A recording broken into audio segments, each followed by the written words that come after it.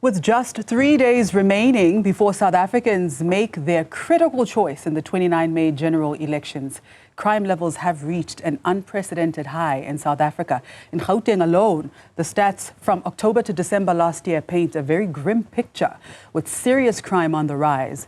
Newly appointed Gauteng Police Commissioner Thokozani Masilela says the province's crime stats for the third quarter of this year could have been worse.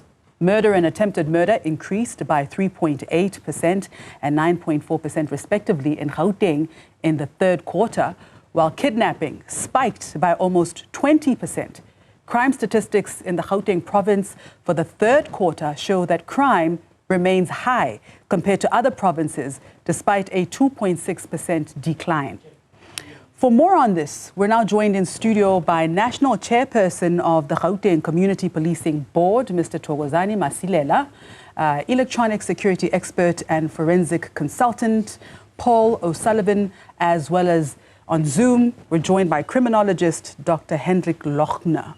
Gentlemen, thank you all so much for joining us for our Future Voices Roundtable discussion, a very critical discussion, especially in this particular time of year that we are in. Now, crime incidents are on the rise in the Gauteng province. I mean, we've seen so many incidences, increase in spiking incidences with police cars having fallen victim. We've seen increase in murder rates, and especially hits.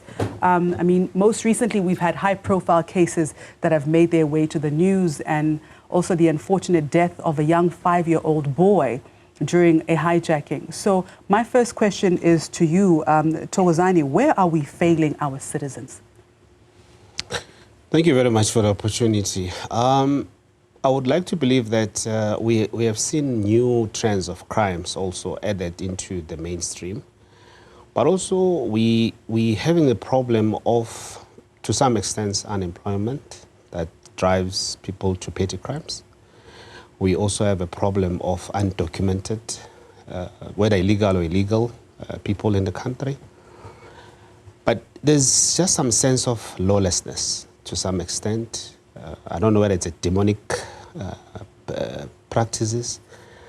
It's seen, it's now correct at some point to be seen to have committed crime, or crime is associated with some kind of a fashion, especially in Gauteng, but also in the Republic. It's a worrying trend. But I think that communities take charge projects, communities' participation has also gone a little bit down because of results that comes from the court, the justice systems, not playing according to what one would expect. A layman from the street expect that if I open a case, Masilela must be arrested, you know, and the process must follow. Can't see Masilela 24 hours released. Whether it's an allegations, whether it's but also the community policing 6 pillars that talks to how are we dealing with problems of the criminal justice. And I want to expand on that later on in the course of the conversation, and especially when it comes to matters around the lack of confidence in our justice system.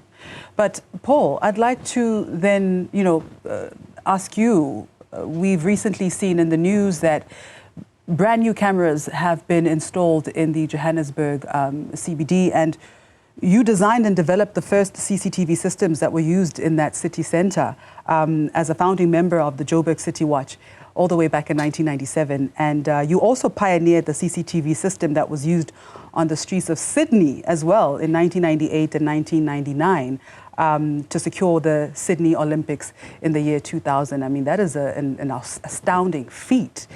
I'd like to know from you, before we bring it back home, how effective were these CCTV cameras in other parts of the world, in particular Sydney in this case?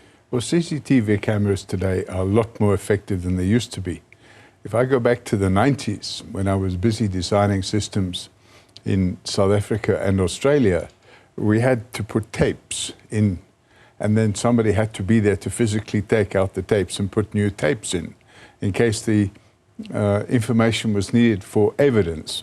Now, you can imagine the room, actually the Joburg City Watch, when it started, was in the Carlton Centre. The room was up high level in the Carlton Centre. And we had literally a wall load of VHS tapes to keep putting in and out. Well, today there's no more a need for that. It's all stored electronically. You just need vast amounts of storage space on the hard disk drive. Now, there's no doubt that CCTV, if it's used properly and designed properly, can lead to a massive reduction in crime. In 2000 or 2001, I designed the system for Johannesburg Airport, and we put in approximately 2,000 cameras. And within 3 to 4 months, we brought crime down by 35%. So it just gives you an idea of what can be done with cameras. Now, I sat with the then Commissioner of Police in London talking about the human rights issue of being watched everywhere you go. And we came to the conclusion that provided people are reasonably aware of the fact that the cameras are there, there's no human rights issue. For example, a policeman can stand on the street corner. Well, there can be no human rights issue there. In the old days, we used to have these Eskom towers in the city of Johannesburg, and we had policemen up the towers with binoculars, watching what was going on around. And these are public spaces, These are public spaces. Yeah, it's about and I said, well, safety. this is ridiculous, all these Eskom towers. Let's put cameras in. Good. And then you have a control room where you have to have specially trained people in the control room, and they're monitoring these cameras, and they can see the crime happen before it happens. They can see the people getting ready to commit the crime, and they get on their radios and they direct the resources there. And we lowered crime in the city centre of Johannesburg quite drastically. What year was that? That was... give me maybe 96, 97, somewhere around because there. I'd like to know, and I'd also like to bring you in here, Doctor, but I'd like to know from you, Paul, because just observing where we are currently with crime levels increasing in spite of CCTV systems at this point in time, there is even now a lack of confidence on the ground that's been reported, by various people who've been interviewed and through surveys, that people don't even feel safe because isn't it that perhaps it was the CCTV cameras hand in hand with the work of the police that may have perhaps seen, for instance, in 1995, success rates with the airport systems? What are your thoughts on that? Well, it's all about having a partnership because the people operating the cameras in London, for example, they're not police officials, they're private citizens, and they have signed a code of conduct and they're operating the cameras. I met with them, I'm going back 15, 20 years ago, I met with them in London, and they showed me a video of 3, what I suppose you would call punk rockers, walking down the street at nearly midnight, and they were quite, I suppose you would say, drunk. Mm-hmm. And one of them, they had one of these bins on a lamp pole. You know, some of these, they have a steel ring with a plastic bin in it. And this punk rocker kicked the plastic bin from underneath. It popped out of the ring. It landed on the floor with the rubbish. And then he jumped all over it. And then one of his friends tapped him on the shoulder and pointed to the camera. And he quickly picked up the distorted bin, made it round again, put it back in the ring, put all the rubbish in it, looked up at the camera and went like that. So that kind of acts as a deterrent if it's used correctly. Mm-hmm. So covert cameras are really used for tracking individuals in a way that you don't want them to know they're being tracked. But visible cameras in public spaces do bring down crime, provided they're used properly. Provided they're used properly. And this is where I'd like to bring you in here, Dr. Hendricks, because in the past week, we've seen more than 1,000 suspects being arrested in Gauteng alone. And the suspects were arrested for crimes that range from a variety of very serious crimes, from hijacking, business robbery, murder, attempted murder, assault with intent to do grievous bodily harm, rape, armed robbery. We've also seen police in the West Rand arresting around 237 suspects for various crimes, and a total number of 310 suspects arrested in Tshwane, in the Tshwane district. I mean, this is a positive move in the right direction. Of course, these suspects have stood in court in various parts of Gauteng, I believe, this past Monday. But now, Dr. Hendricks, in spite of the fact that there have been CCTV cameras that were installed during, the era of Mr. Paul, but now we've had more cameras installed, but the crime rate is still going up. To what do you say about this? Good morning. Yes, I think we must. I must refer back to what Paul said: responsible people, lack of accountability. It's easy to arrest, very easy. The proof of eating the pudding is convictions. So you can arrest as many people as you wish to do, but you must convict them. They must be found guilty. And I think that is the problem, that people are not being found guilty. And we cannot blame the justice system for not that they've not been found guilty. It is the police officials' duty to make sure that it is a conviction. I just need a little bit of clarity on that, because you say that it's not the fault of the justice system, but the police can argue that they're doing their job. They are the ones arresting the thousands of people that they have arrested collectively in Gauteng alone in the past week, and that the justice system has to take it from there. So what do you say about that? No. They arrest, then they must investigate. And to do investigation is a science and an art. So the magistrate or the judge cannot convict if there's no evidence. Let's take for the CCTV camera footage and data which Paul is referring to. It's now been electronically stored. So say you want to use it as evidence. Now another thing kicks in, which they call the chain of evidence. So somebody must store it. Somebody must come and testify, I have stored it. And somebody must say, I've taken it to court. All right. So we're saying the lack of convictions is due to the lack of proper, thorough police work. That's what we're saying. Yes. All right. Well, let's hold it right there. Let's hold it right there, because I want to come back and allow you an opportunity to expand even further on that, and to also talk about the matter of convictions, and to talk about the justice system in itself and the role that it plays in curbing or alleviating crime levels, not only in Gauteng, but in South Africa. We continue this conversation with our panel of guests, the national chairperson of the Gauteng Community Policing Board, Thokozani Masilela, electronic security expert and forensic consultant Paul O'Sullivan, as well as Dr. Hendrik Lochner, a criminologist who joins us on Zoom. Stay with us.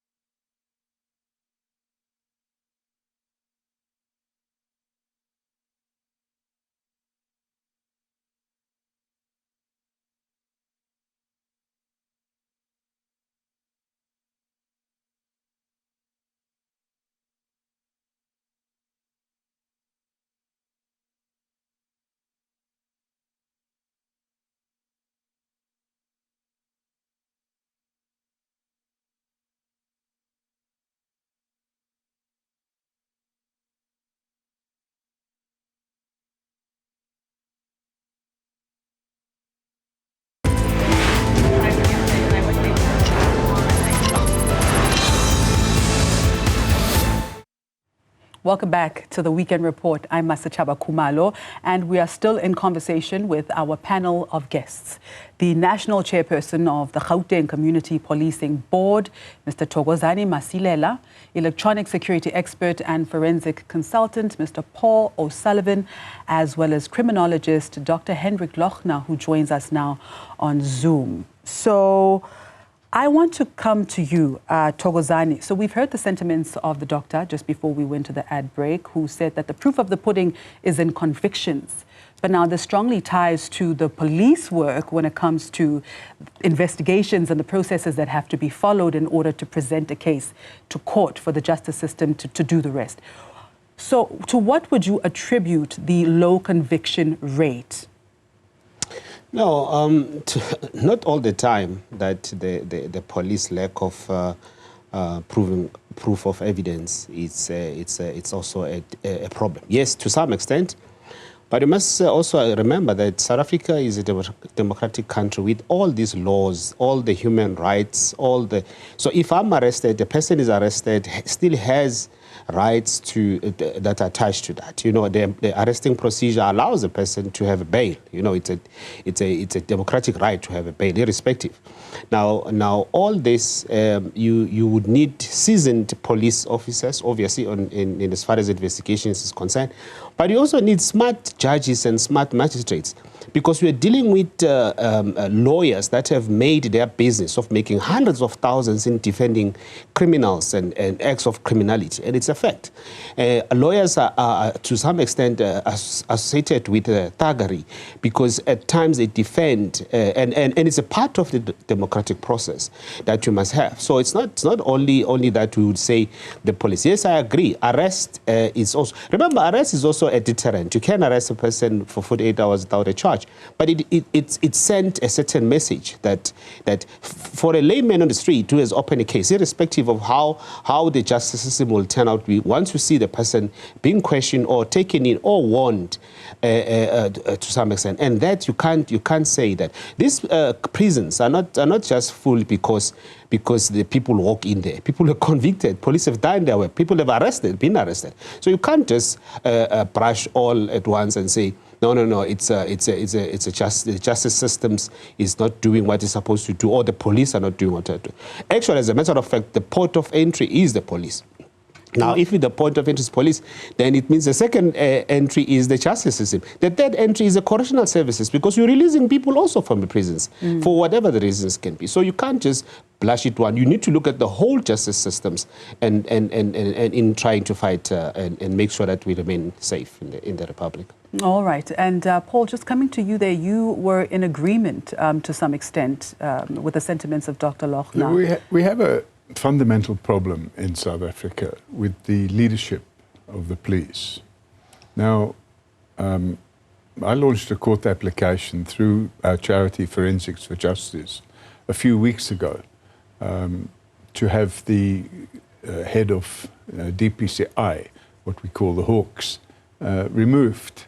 And I'm in the process of preparing another application to have the Chief of Police removed. So we have a great difficulty where the leaders in the police are not necessarily the leaders that we need. And if you look at all the leaders that we've had since George Fivers, each and every one of them has been tarnished in some way or another. So what we really need is good, clean, ethical leadership, and hopefully that will permeate its way down. When you've got leaders in the police who are themselves tainted, I'm afraid the end result isn't great. And we have a situation, and we have a case that we've been looking at now for some time, since last year.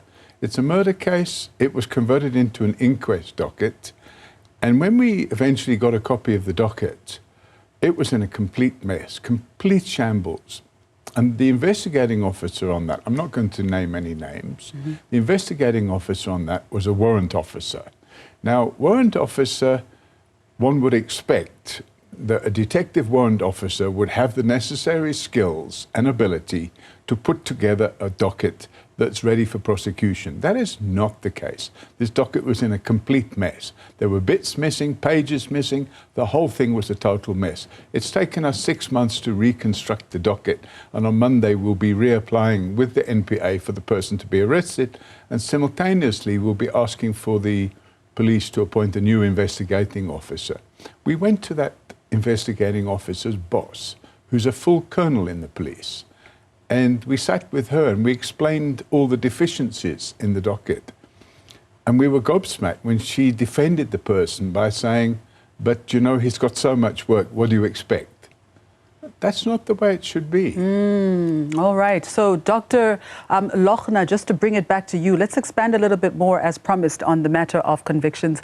In 2019, 2020, the conviction rate in Gauteng was sitting at 62.4%, right? In terms of recent stats, is this good? And ideally, where should we be with regards to conviction rates? And what would it take for us to get there? I first want to question the 62%. Where does that stats came from? My information is that it is not so high, but that is I assume that they are using the care system of the South African Police Service, because if there's a case is registered, somebody's been arrested and taken to the court, the police see that as success. If it was found guilty or not guilty, they see that as a success. So when doesn't matter what happened with the case docket, if it's been signed, if there was somebody arrested, it's been signed off 5, which means it is success. And then I just want to go back to the 48 hours. You arrest somebody on suspicion, and if you cannot link him to the crime, you release him within 48 hours. So you do not arrest a man and chuck him in jail, and because you do not like him, and then after 40 or before 48 hours you release him. There must be a suspicion. Paul is touched a thing of case dockets. Case dockets is a thing that's near to my heart. I was asked to do research on statements. I was asked by the police and by Juta, and based on that, a book was written. You won't believe that statements is written in SMS and in WhatsApp language. So, with the case dockets. What is your proposed solution in a nutshell? Perhaps just throw in 3 bullet points to say, if we get these areas right, we're definitely well on our way to improving these conviction rates. I agree with Paul that we must get leaders that we can trust, but it does not help that you appoint a leader or a manager. Let's call them managers. You appoint a manager which does not have experience. Appoint a manager, the head of the crime intelligence. This man must have crime intelligence experience. He must have been in the field. He must know how to recruit informers, how to handle exactly the same with investigation. All right. So I'd like to just in closing, maybe go around the room here for very brief remarks around a suggestion that's been made by one political party that, in fact, its leader was on Newzroom Afrika very recently. And amongst those who believe that the death penalty should be brought back to South Africa, and perhaps this might be one way to curb crime in the country. By the looks of it, I'm not sure that we are ready to even reinstate the death penalty now or ever. But what are your thoughts, Hendrik Masilela? That will be a bad move, especially now, seeing that the justice systems it's not at the level where you can be certain that this is now across the board, the police, the courts, and even the correctional services. You will first need to deal with the leadership of this, including what Paul has just said. You'll need to deal with the proper leadership so that because mistakes can be made. We see a lot of mistakes being made in the cases, in wrong people being arrested at times, or wrong people being convicted and they appeal and so forth. So maybe in when we are gone, maybe our kids in the next generation can consider death penalty. All right. Yes. And Paul, what do you say? Well, look, it's clear that killing people for committing crime is is barbaric. Okay. It's not something that belongs in our constitution. South Africa has a shocking history of killing people that committed crimes. So I'm not in agreement with that. But what we really need to do is just have more effective policing and an integrated justice system where the police and the prosecution talk to each other and effectively prosecute crimes. All right, Dr. Lochner, in closing and very briefly. My take on the death penalty. No, and the reason for that is in my research into cash and transit robbers. Sorry, I used a specific method to analyze my data. It was the spiral method. And corrupt judges' names did appear, but it was not the central theme. So I did not report on it and say, yeah, you know, judges, I heard what the respondents said, but let's leave it. Now, we see judges, there are two, which is in hot water now. And basic, what Paul said, I think we do not take another man's life. That is only God that can do that. And based on what is going on in the justice system, it's I'm not in favor for the death penalty now.